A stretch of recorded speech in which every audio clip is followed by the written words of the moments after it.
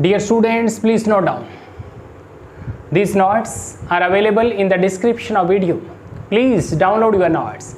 Dear students, this is second lecture of mechanism of protein synthesis, or it is translation. Very important topic for all competitive exams and BSc students. Dear students, in today's lecture I will clear mechanism of protein synthesis or translation. This entire process occurs in cell cytoplasm, and this translation involves following steps. Step number first, that is activation of amino acids. Dear students, note down, first step is activation of amino acids. As we know, amino acids are basic units. Amino acids are monomeric units of a protein chain or a polypeptide chain, and the amino acids present in cell cytoplasm. And the amino acids in this step, activation of amino acids, interact with ATP molecule, and the reaction, the step is catalyzed by amino acyl synthetase enzyme in presence of Mg positive 2S, the activated amino acid. And the activated amino acid interacts with tRNA molecule. It is transfer RNA molecule, because amino acids are carried over a polypeptide, over a protein chain by transfer RNA molecule. In second step, the activated amino acid interacts with a tRNA molecule.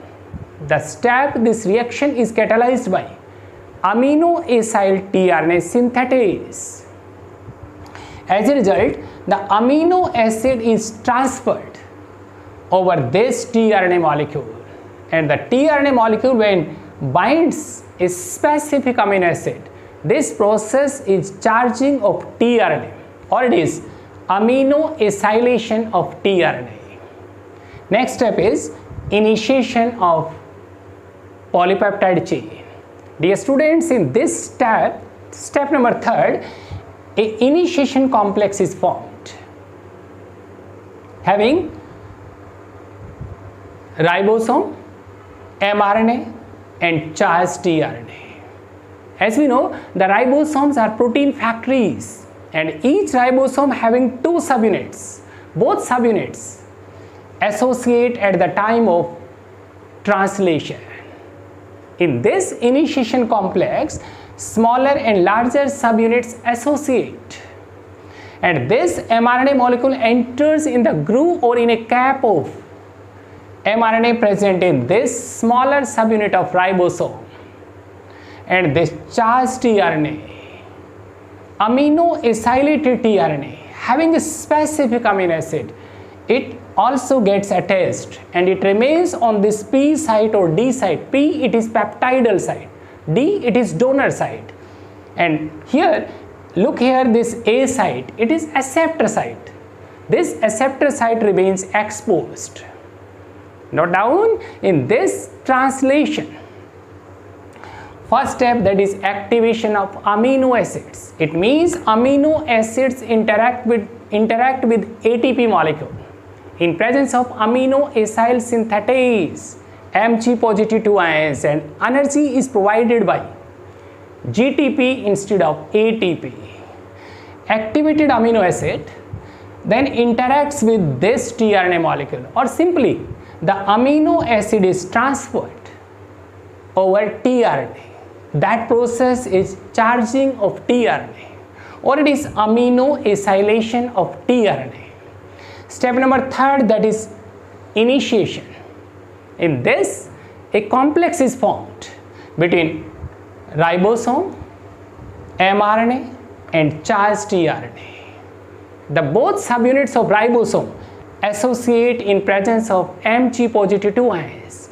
This mRNA molecule enters in the groove in the mRNA cap which is present in this smaller subunit of ribosome, as well as the charged tRNA associates, and it remains on this P site or donor site, while this A site that remains exposed. Next step is polypeptide chain elongation. Dear students, As in this initiation complex, this A site remains exposed. It attracts a new charged tRNA. It means a new charged tRNA enters here on this A site, and a peptide bond gets established between the amino acids present on this A and P site. Dear students, in step number 4th, that is chain elongation of polypeptide chain. In this step, this exposed site, A site, acceptor site, it attracts next charged tRNA, and that charged tRNA having a specific amino acid enters here on this A site. A peptide bond gets established between the two amino acids present on A and P sites, and the formation of this peptide bond, it is catalyzed by peptidyl transferase, and it requires elongation factor small e EF1 in eukaryotes, and in prokaryotes the two different elongation factors EFTU and EFTS. These two factors EFTU and TS are required in prokaryotes, while in case of eukaryotes the elongation factor small e EF1. Dear students, during the formation of peptide bond between these two amino acids, a connection between this tRNA and amino acid, that connection breaks. As a result, this tRNA which is present on P site, that becomes free, and it slips out through this E site or exit site. After the formation of peptide bond and slipping of this tRNA through the exit site, this ribosome as well as mRNA rotates slightly. That process is translocation. Dear students, in first step, a peptide bond is formed between the amino acids, and in this process the connection between this amino acid and this tRNA which is present on P site, that connection breaks. This tRNA present on P site, it becomes free and it slips out through this exit site, E site. Now, after the formation of peptide bond, which is catalyzed by this peptidyl transferase enzyme, mRNA as well as this ribosome rotates slightly. As a result, this tRNA which is present on A site, it shifts over the P site, peptidyl site. As a result, this A site becomes exposed. On this exposed site, a new charged tRNA comes. Again, a peptide bond is formed. The process continues. As a result, a polypeptide chain is formed. And the released tRNA exit through this E site. In this step, termination of polypeptide chain. Termination of polypeptide chain, it means the process of formation of translation that gets stopped, and that signal comes through any one of the stop codon or nonsense codon. These three codons, UAA, UAG or UGA, act as stop signal or nonsense codons. When this stop signal comes with the help of these nonsense codons, a releasing factor is required. In case of eukaryotes, only one releasing factor, that is RF.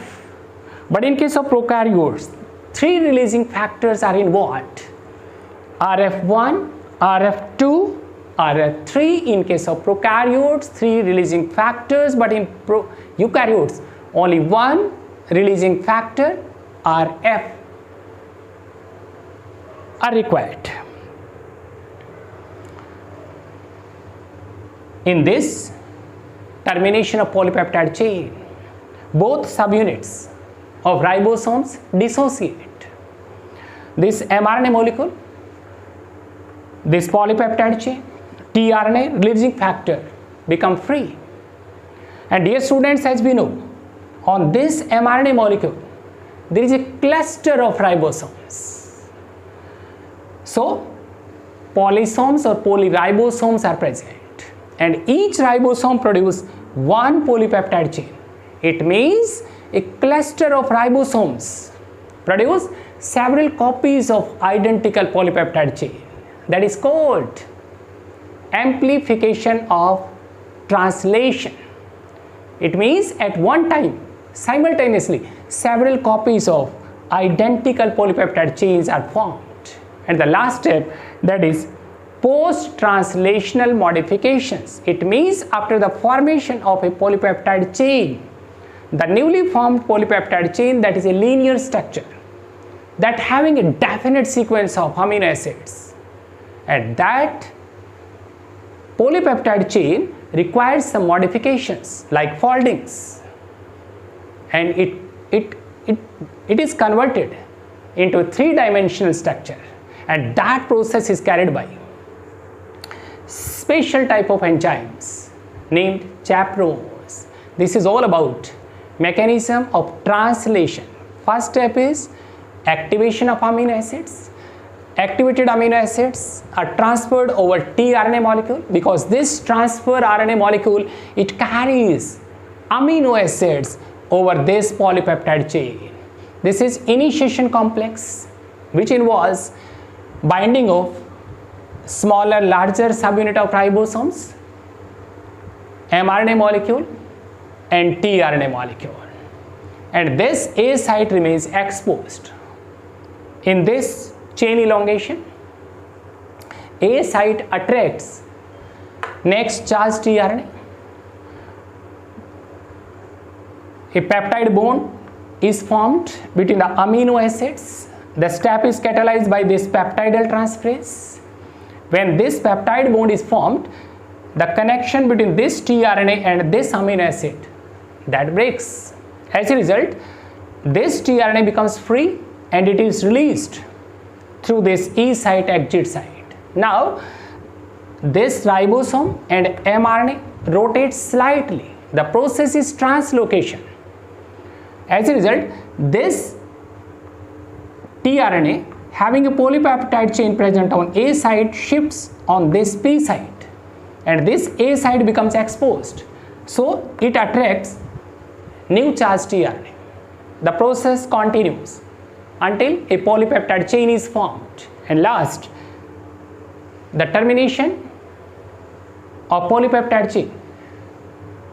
The signal comes through these codons. These are stop signal, stop codon or nonsense codon. Any one codon, either UARC, UA or UGA. Releasing factor enters. Both smaller, larger subunit of ribosome dissociate. This mRNA molecule, tRNA, polypeptide chains become free.